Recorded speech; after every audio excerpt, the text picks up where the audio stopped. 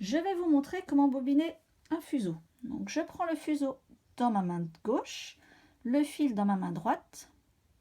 Je plaque le fil contre le fuseau, je le bloque avec mon pouce et je vais tourner dans le sens des aiguilles d'une montre. Donc si je me mets bien en face, regardez le mouvement du fil, c'est vraiment le sens des aiguilles d'une montre.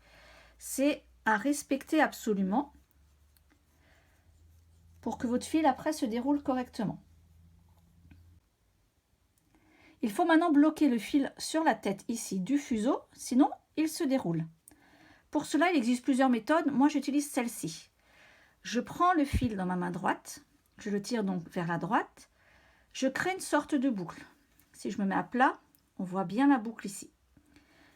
Je vais prendre la tête de mon fuseau ici et la poser sur le fil. Je la bloque avec mon index droit. J'attrape le fil de ma boucle, là sur la droite, et je vais faire un ou deux tours autour de la tête. Là, je fais 2 tours, mon fil est glissant, ça tiendra mieux. J'attrape ensuite le bout de mon fil et je tire pour que la boucle disparaisse et se plaque contre le fuseau.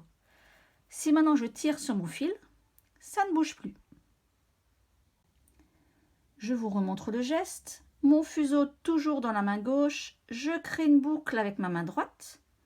Je pose la tête du fuseau sur le fil que je tiens avec mon index gauche. Le fil qui est en haut de la boucle, je le fais tourner une fois ou deux autour de la tête, dans le sens des aiguilles d'une montre. Et je retire à nouveau. Et mon fil est bloqué.